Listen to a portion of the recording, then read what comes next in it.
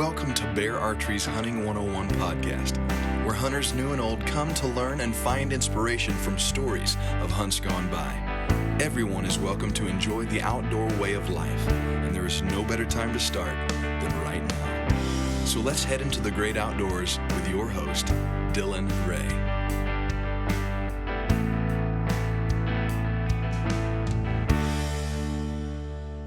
All right, welcome to Bear Archery's Hunting 101. Joining me is a new friend of mine, Mr. Tom Nelson. Tom, how are you? I'm doing good, Dylan. Thank you. Before we dive in, let me just say thank you for coming on this morning. It is an honor to have you on. It's an honor to talk hunting with you, and I'm excited to hear some fun stories. But before we start, give us a quick introduction to yourself, everything you do, kind of where you got to where you're at, and so on. Oh boy, I'll try not to make it too lengthy, but I've been shooting a bow, honestly, my whole life. I received my first bow when I was around 7 years old at Christmas time, and I've been shooting a bow all my life pretty much, and been bow hunting since I was 14 years old. I worked at Anderson Archery through high school and for the early years of my life. Was sales manager there. I have countless stories, archery pro shop stories I could tell. But that's really what drove that passion for archery and bow hunting that I have today, was those many years spent behind the counter selling bows, setting up bows, and meeting famous archery celebrities. I've met Fred Bear numerous times, and Jim Easton, Jim Doherty, M.R. James, and on and on and on. And, that really set me on the course that I am today. And then in 1997, along with my partners, I started the American Archer television show as seen on the Outdoor Channel. And that has enabled me to travel virtually in every state in the Union and Africa numerous times, New Zealand, Europe, the Arctic. I've bow hunted all over. And during that time, I've served as a board of directors member for the Pope and Young Club, vice president of the Pope and Young Club. I sit on the board of directors for the Archery Hall of Fame. So I wear a lot of different hats in the archery industry and the archery world, and very honored and proud to serve and to give back as a steward to the sport that's given so much to me. Now, you actually had a pretty not I don't know if I could use the word close, but you actually had like a working relationship with Fred, didn't you? I did, and I look back on that, and I have to tell you, one of my early jobs, duties, let me say, when I worked at the archery shop was, and I was in high school at the time, I had my driver's license, but every Friday, especially during the busy season, summer and fall, I would, whether I got out of school or I was on summer break, I would load up in the panel van that the archery shop had, and I would make the 3-hour drive up to Grayling, Michigan from our home base, and I would pick up bows that were sold or ordered during the course of the week.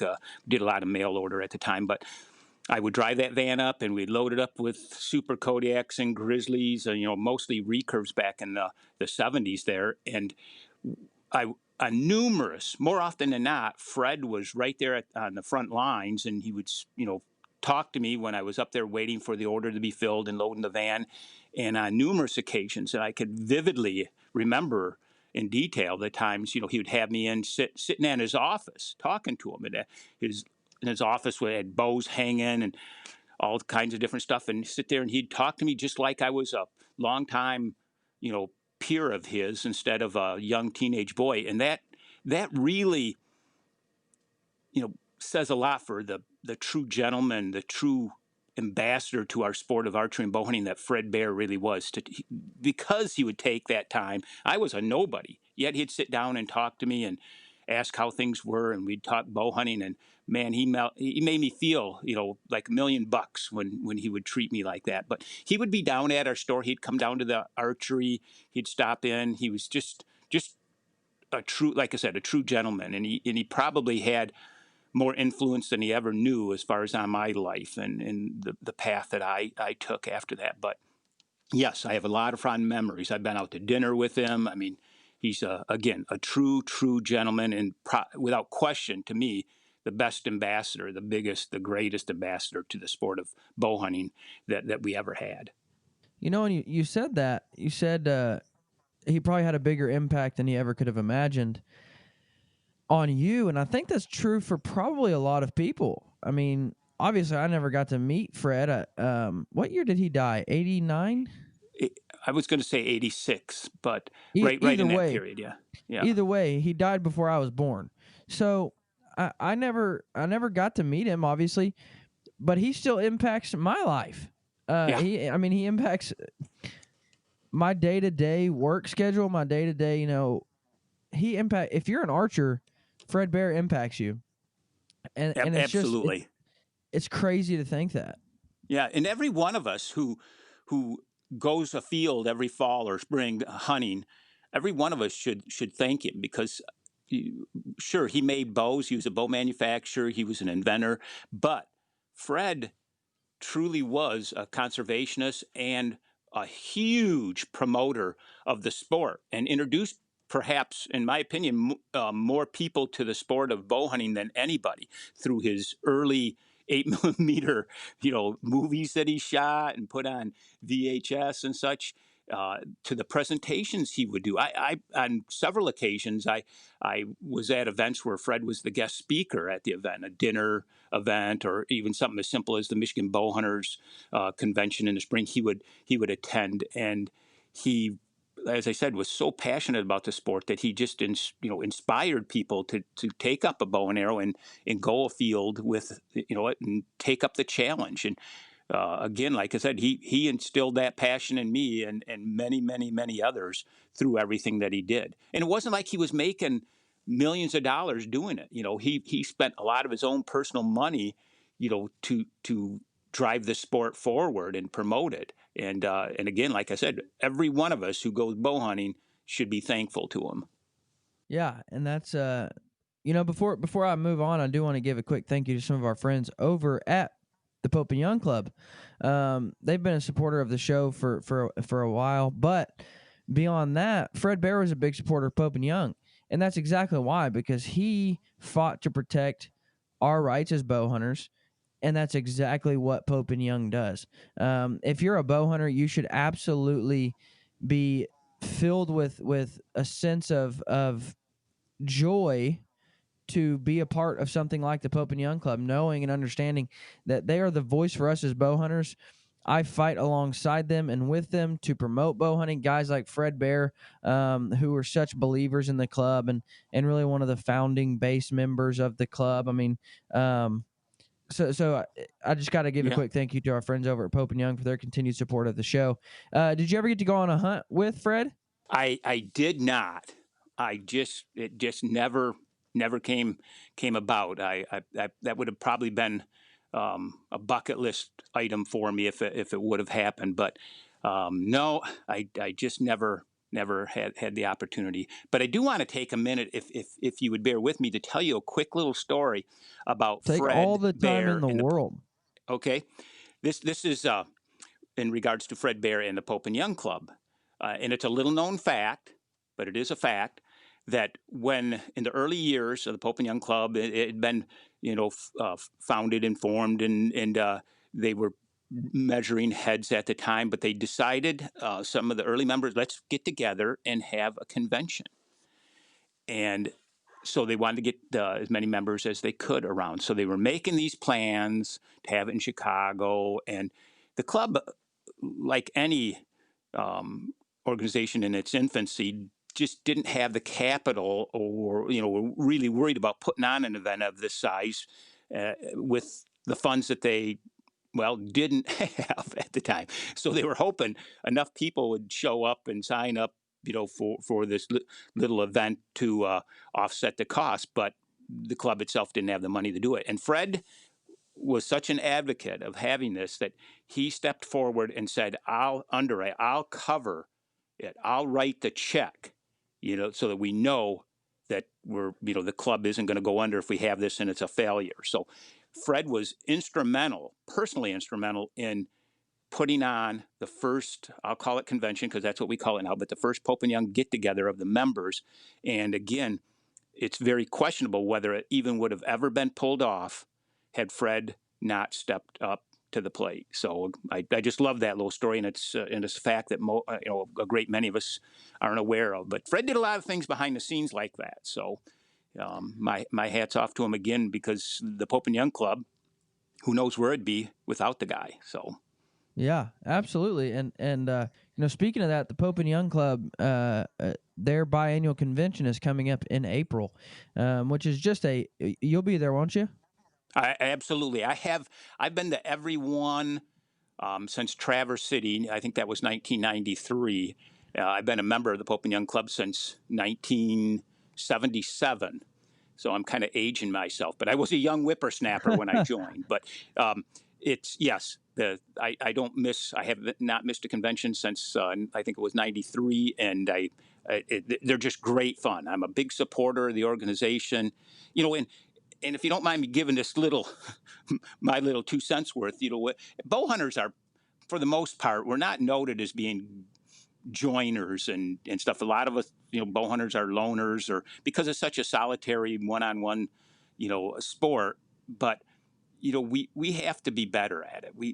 And join your state bow hunting organization, join the Pope and Young Club, because the old adage, if you're not helping, you're hurting the cause. And we all want to see bow hunting continue. We all want to see hunting, our grandkids be able to have the opportunities that we have. And if you don't join and help protect the sport, you're hurting it. I look at just individuals that I personally have contact with locally that are bow hunters and such in my area, and what a small percentage of them are members of our state organization or their local archery club, or the Pope and Young Club. So if I'm reaching out now to all the listeners, if you are not a supporting member of some organization, state or national, such as the Pope and Young Club, I implore you, please take the time, sign up, and join, and be part of the solution and not part of the problem. Okay, I'm done with my preaching, but I just have to say that because I'm a big advocate for,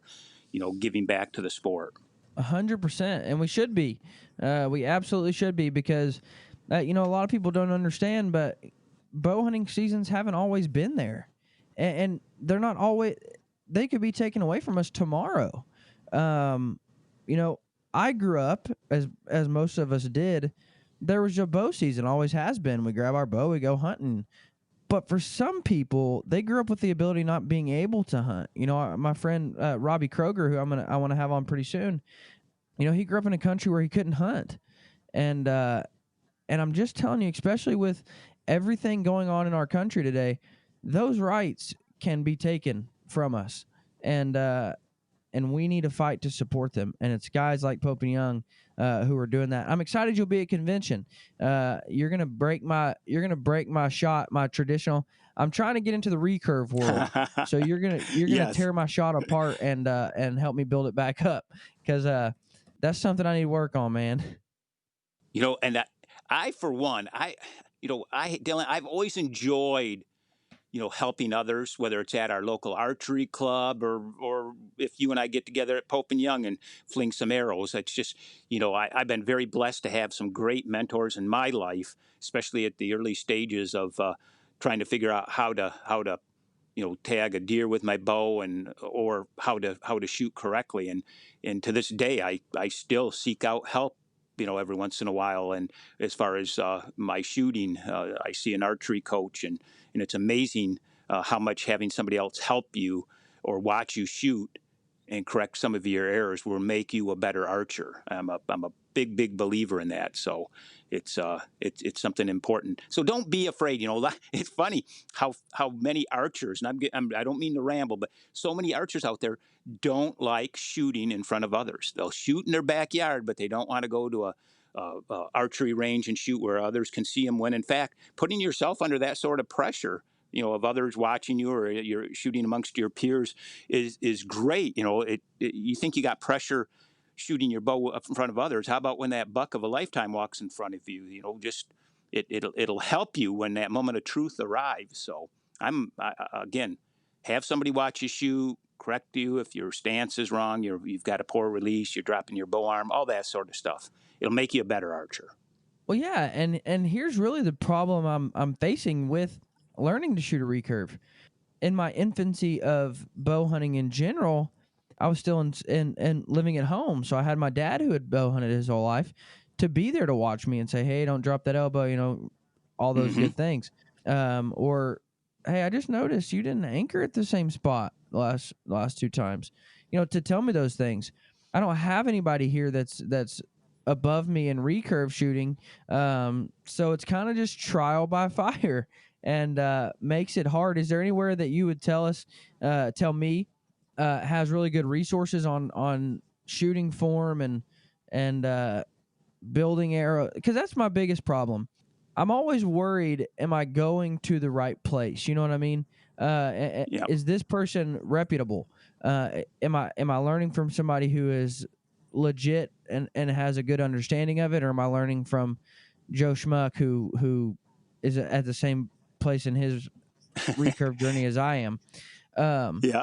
so is there anywhere you'd recommend for somebody to go and digest that kind of information? Well, that those are such valid points that you just brought up, because if you, especially with, let's say, shooting a recurve or a longbow, shooting traditional equipment instinctively, I mean, there's archers out there that hardly have to practice. I mean, just naturals, just they pick up a bow, and haven't shot in a week, and you watch them pound the center out of that 3D target, and you go, geez, oh Pete, how can that guy do it? But a lot of people are just naturals at it, just like throwing a baseball or whatever. And then there's others, and I put myself in this category where, man, I've got to practice, and I've got to pick up that. I can't just put down my bow, and then pick it back up 2 weeks later and go bow hunting. I mean, I have to practice, and I do.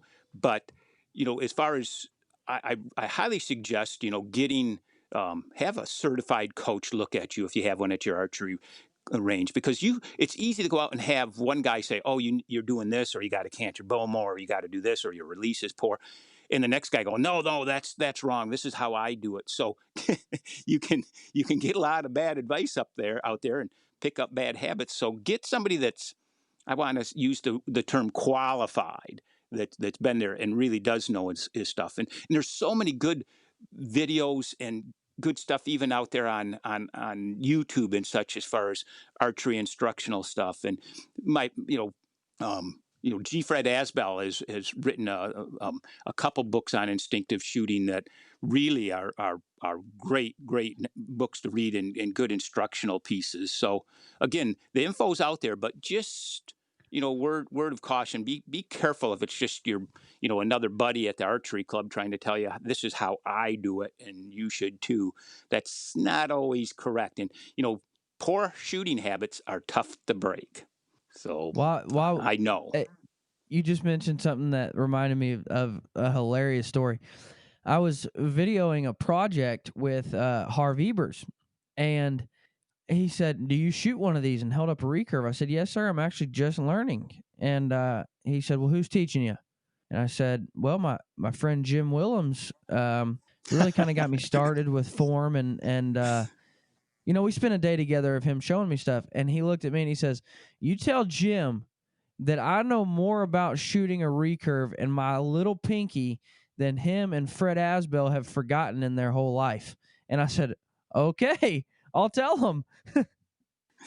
I can hear Harv saying that to you right now, and you know what? And Yeah. and I can't say anything because he's probably stating fact. The I've guy's been extremely told knowledgeable. he's a stud, but I want to make the journey. He's only about 4 hours from me, and so I think what I'm going to do is take the journey up and take my recurve and just have him teach me, show me, and just, man, I'm a huge proponent of finding somebody who's more knowledgeable than you, finding somebody who you can learn from, and don't be afraid to ask questions. And so that's what I want to do. I want to drive up and spend the day just learning and understanding how to be better at what I'm trying to do.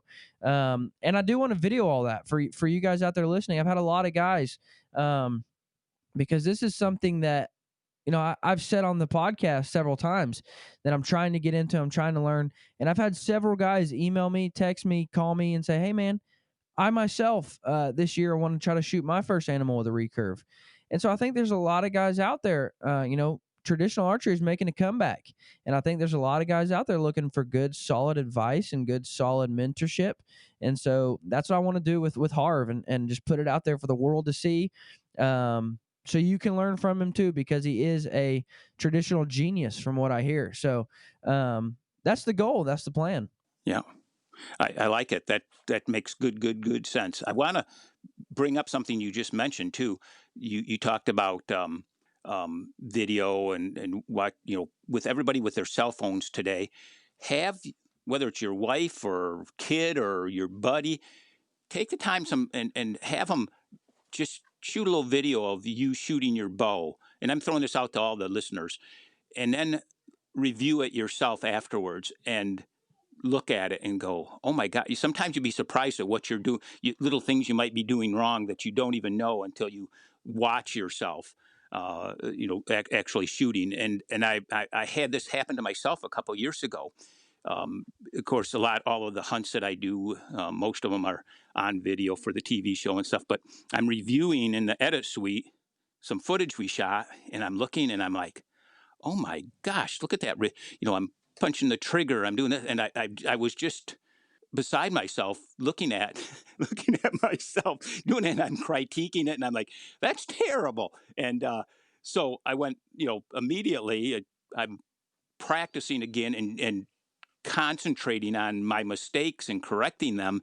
And I had no idea I was doing this till I actually saw myself, and I'm like, I know better than that. How did I develop this habit and such? So again, a little hint there as far as a way of being a better archer. Take your cell phone, have somebody video you and review it and see how your shooting is, how your release is, are you dropping your bow arm, etc.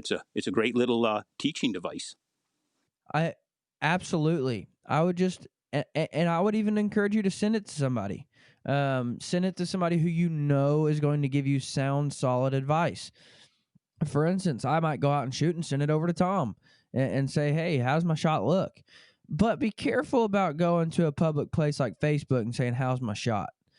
Because just Yes. like Tom mentioned a minute ago, you've got a guy that'll say this, and then you've got a guy that'll say this, and then you'll have 47,000 different things that apparently you're doing horribly wrong, and there's no way you should ever be shooting a bow. So be careful about going to a public platform like that, because people are looking to just tear you down. That's a fact. Very true.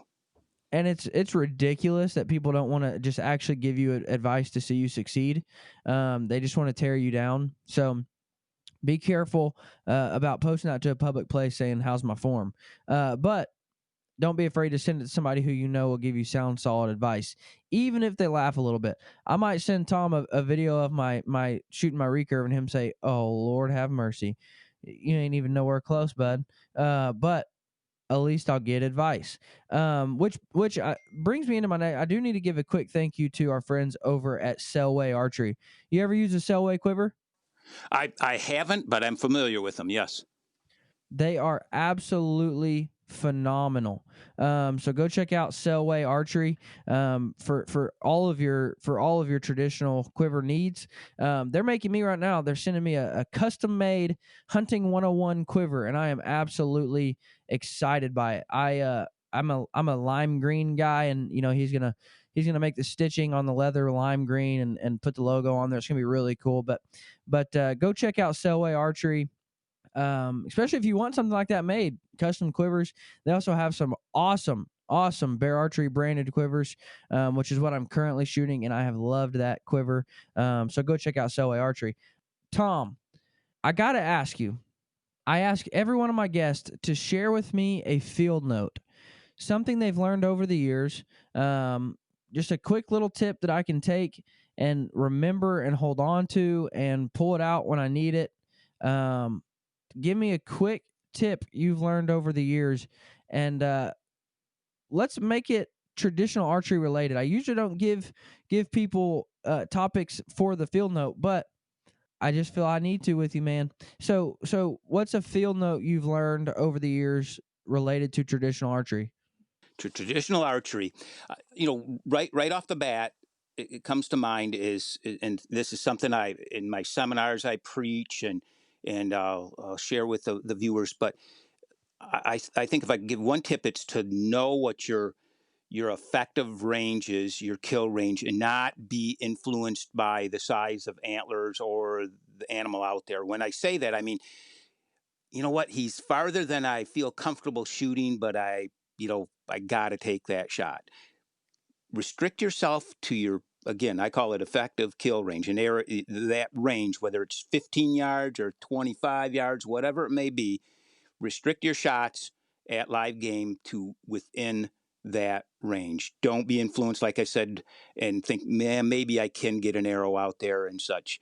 Be a responsible and ethical hunter. And if you do that and you know what your range is and what your capabilities are with your equipment, you'll be a more successful bow hunter. And you also won't be disappointed if you did it the other way and took a longer shot and had some sort of mishap. So again, my little tip, my word of advice would be, again, know what your range is, know what you're good at as far as shooting a consistent group, and restrict your shooting when a field to within that range.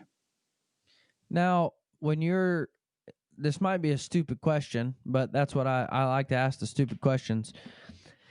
If you're going to be a strict instinctive shooter, because that's what I'm trying to do. I will say this though, growing up a compound shooter, gap shooting does make more sense to me because I'm used to having pins. I'm used to having 20, Mm-hmm. 30, 40-yard pins. So gap shooting does make more sense to me. But I really want to just try to keep it simple and just go out and shoot and enjoy it. And so I'm trying as hard as I can to be an instinctive shooter. And if you are an instinctive shooter, you don't actually know you don't know, okay, if it's 17 yards and in, I'm going to shoot it.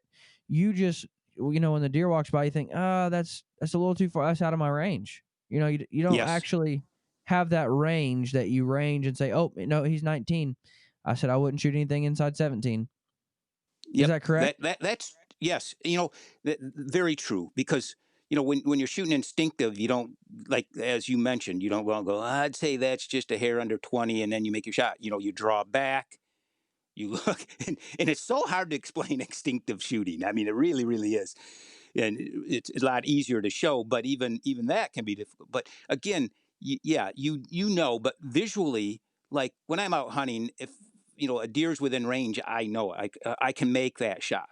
I'm like telling myself, yes, that's a shot I can do, or oh, that's if I question, if I hesitate, it probably is best that I pass up the shot. But again, like I said, a lot of times you're just influenced by, there he is. Maybe that's the only shot I'm going to get. Maybe I can make that shot. Well, that animal deserves more than, a maybe chance. If in question, I just flat don't. I mean, I've been bow hunting for over 40 years, almost 45 years now, and I quickly, if I never take shots that I don't think I can make. If I just don't, it's not worth the negative outcome. So again, I'm a big proponent of taking ethical shots and shots that you can make. I heard a cool quote that kind of goes exactly into what you're saying. And don't ever let, as you begin your traditional journey, don't ever let yourself say, well, if I had my compound, because you Mm-hmm. didn't have your compound. You're not hunting with your compound. Well, it's easy to say, well, if I saw a deer at 300 yards, I say, well, if I had my rifle. So don't start playing that game of, well, if I had my compound, I could have shot him, because then you're gonna end up taking your compound next time. And Yeah. so you got to understand, I'm not hunting with my Yeah. compound. I'm hunting with my stick bow. And you have to realize as a bow hunter that this is a sport that was made to be up close and personal. It was never meant to be a long range sport. And I'm a big advocate of taking up close and personal shots, and not shots that are in another zip code away. And I really get upset when I read articles or see something on YouTube or on television where a guy's taking a long range shot, and it's just like, I mean, I cringe oftentimes when I see them, and it's just not what this sport was made out to be. So if you're a bow hunter, you should realize that and appreciate the fact that it's all about getting within that zone of your adversary, getting up close and personal. And that's to me, that's what it's all about. I'd much rather have a shot at 5 yards than 15 and 25. I mean, you can't put them too close to me. And I get great satisfaction out of telling somebody, you know what, I shot that buck at 12 yards or whatever. That's to me the big coup, is getting up close and personal like that. Yeah, and that's part of the. Well, let me ask you this: do you have what is your effective range with a recurve? About 25. And 25. I know I throw that 20. Yeah, that's if I were to say, yeah. And to be quite honest with you, I off my head can't remember the last time I shot a deer over 20 yards with Well, I think they recurve. say I can't. And I would have to go back and look. So don't misquote me on this, but I think they say something along the lines of like 80% of Pope and Young or Boone and Crockett's are shot at 17 yards and under. Yes, that's a fact. Which is just insane. Because we go out, with my compound, obviously not with my recurve. With my compound, I go out and practice at 60, 70, 80 yards. And in all reality, I'm getting ready for a 17-yard shot. I mean, the buck I shot this year was at 20 yards on the money. But I spent all summer long shooting at 80 yards. Which I will say this, Cameron Haynes, I don't know if somebody else said it before him, but Cameron Haynes always said, just practice double what you plan on shooting an animal. So if you're going on an elk hunt and you say, I'll shoot an elk at 40 yards, practice at 80. If you're going on a deer hunt and you're saying, I'll shoot a deer at 20 yards, practice at 40. If you're going on a hog hunt and you're like, dude, I'll sling an arrow at 60 yards, you need to practice at 120. Practice double what you want to shoot the animal at. So I do like that advice. Yeah, and it makes those, if you're practicing at 40 yards all the time, a 20-yard shot becomes elementary, becomes much easier. But yeah, I adhere to that a lot as far as practicing. I'll practice at longer distances, but as far as I do have again restrictions as far as yardage that I'll shoot, and but it does. I agree with that within reason that.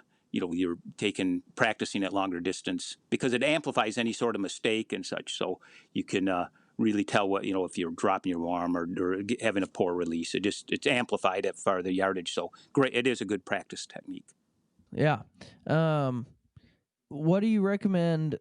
So if your effective range is 25 and in with your recurve, do you practice any further than that? Or do you kind of just, practice inside that range? Not, I really don't with a recurve. I usually practice that range and under. I practice a lot at 10 yards. A lot. Probably not 90, but 75% of the arrows I shoot when I step outside and practice are 10 yards. Just I get up close and concentrate and practice, and I worry more about my form and such than I do accuracy. I get up there, try to have a smooth release, a smooth draw, and just concentrate on that. I'll even at times get up there, and something I do not often, but every once in a while, I'll get close enough where I know I won't miss my target, and I'll draw back with my eyes closed and shoot into it, and just think about my release and my anchor point and such, and not even care where I hit the target. So. I do a lot of that, and I also do a lot of one arrow practicing, especially before I go out hunting and in the morning or evening. I'll step out. I got a target that I have to walk right by when I'm hunting here on our place, and I'll have a practice arrow and I'll shoot one arrow and say, this is it. This is my one opportunity I'm going to get, and really concentrate on that shot. No warming up, no practicing beforehand. One shot, and wherever it goes, and I just like to put that extra pressure on myself, just like I'd have if I were under real hunting conditions, and shoot instead of shooting 20 arrows to warm up and correcting myself, or if I start shooting too many arrows and my arrows go astray, trying to correct it, and then oftentimes you end up shooting worse and get discouraged when you hang your bow up. So again, just different practice techniques. Single arrow practice. Have your bow laying around where you can grab it or walk by it. Have it hanging in the garage. Shoot one arrow. Go put it away. An hour later, if you're outside, grab it again. Shoot another arrow. But that's a good way of practicing and putting extra pressure on yourself. Yeah, I that's one of my biggest problems is I find myself shooting too long, and it's more magnified when I'm practicing with my recurve. But after Absolutely. 10, 15, 20 arrows, I'm like, what am I doing? I'm spraying arrows everywhere. I can't hold, I can't shoot, I'm not hitting anything. So you're absolutely correct. Don't practice too long, because that's when your bad habits start to form. Is when you're tired and your muscles are getting sore, and so you're absolutely correct. Another thing too, Dylan, is by having your bow accessible, hanging where you're walking past and such. I also like to grab it, draw it back 2-3 times every time. Even if I haven't got time to run out and shoot it, is to build those muscles. And muscle memory is so important in archery. So just drawing that bow back as often as you can, builds those muscles and makes you a better shot too. So even if you can't scurry outdoors and shoot it, I have a good friend of mine, and if you in his office, it's hilarious. He has his bow is right there in his office, and he'll be on the phone and he'll draw it back and stuff. It's just he draws his bow. I don't know. I should ask him sometime how many times a day he figures he draws his bow, but it's more so in the late summer and fall. But it's kind of hilarious to walk in this nice office and see a bow laying next to his desk. But it's kind of I kind of envy him at times. So.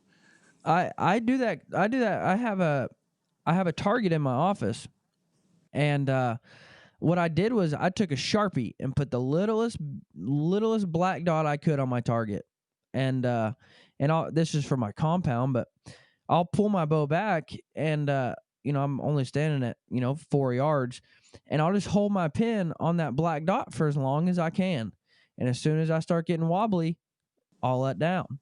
And I'll do it again three times. Just hold my pin there, and that's a Levi Morgan deal. He shared that. Just pull back and draw and hold on your spot for as long as you can. And once your pin starts floating and moving around and you're getting too tired, let it down. Take a few breaths. And what you're doing is you're training yourself to understand I don't always have to shoot. The trigger doesn't always have to be pulled. But that's what I do. I try to do that. And like you said, late summer, early fall, I try to do that every morning, just 3 times. So Great tip. It takes 5 minutes to just pull your bow back 3 times, hold it on that. And why I do the little dot is, if you're at 4 yards and you're on one of your target dots that's 3 inches, you can hold it there forever without ever coming off the dot. Even though your shot's really actually breaking down and you're starting to move around, but you don't notice it because you're so close on a big, huge white dot. So I put a little bitty Sharpie dot. That way I just know I'm holding as solid as I can on that little dot. And once I start moving around, I just let it down and don't shoot it. Don't. And I used to. It's funny how much it works, because used to when I would try to practice that, I would end up shooting it. I'd be like, well, I'll just shoot it. Why not? I'm already here. And so I'd shoot the arrow. And I'm like, well, that's not the point of the practice. So it's amazing how well it works, because now it's to the point where I never actually shoot the arrow. So send us off, Tom, with a super fun hunting story you got for us. A super fun one. I've been on so many, but my most fun trips I do are when I get together with some of my buddies and we do a group hunt. And I love doing group hunts a lot. So many of them that I go on, I'm by myself or, meeting new guys in camp. But the circle of friends, especially the guys that I have gravitated towards the last 20 years, are all people I've met, individuals in different camps across the U.S. and Canada. And we still get together and make hunts. So some of my best hunts ever are again with buddies, but I like bear hunting. And a lot of the reasons I do is because it's a social hunt.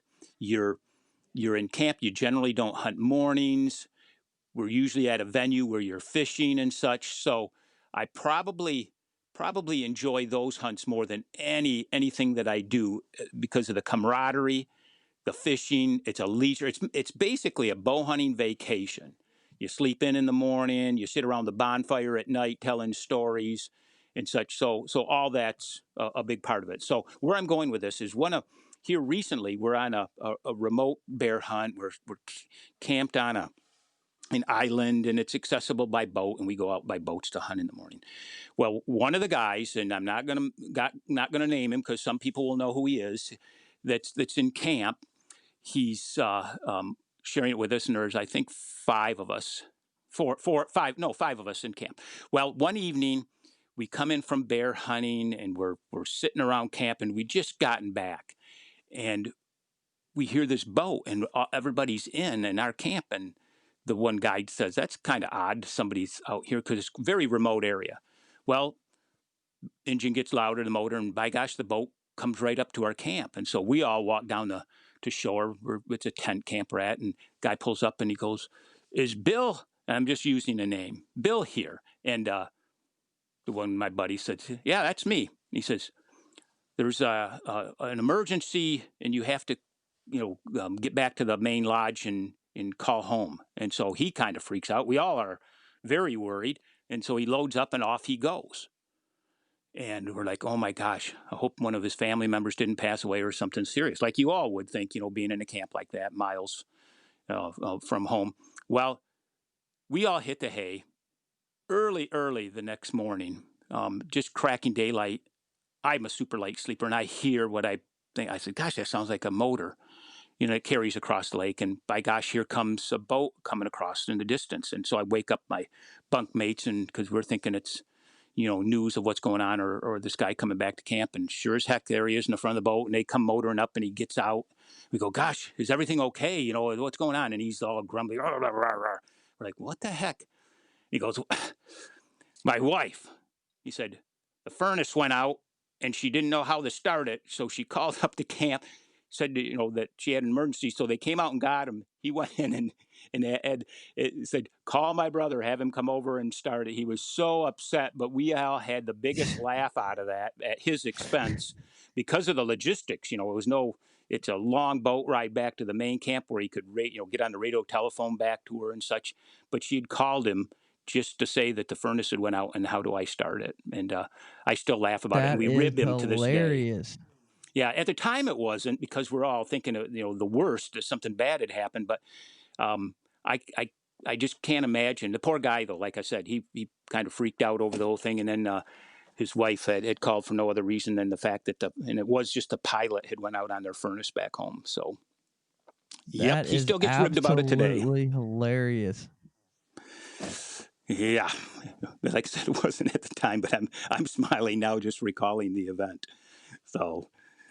But yeah, that's just one of many. I mean, I could think of a lot of really more. I have way more stories as far as serious things, injuries and stuff that have happened in camps than I do funny ones. But they've all been great. Everyone's been a memory, and I some of the best memories in my whole life have been memories shared in camp with others. So that's that bow hunting means more than just harvesting an animal. It's all those fantastic memories I've made. It absolutely does, man. Well, thank you so much for coming on. I can't thank you enough. It's always a pleasure to talk with you. Before we go, I do want to give one more quick shout out to our friends over at AmericanHunt.com. American Hunt is an Airbnb type platform being built that you can log on, Tom. You might get a kick out of this. This is really cool. If you're driving across the godforsaken state of Oklahoma and you decide, man, I'd like to hunt in the morning, but I don't have anywhere to hunt, you can log on and just put in Oklahoma deer on AmericanHunt.com, and it'll pull up all of the properties that you can lease by the day. So it gives you the opportunity to be able to hunt more properties you wouldn't have access to.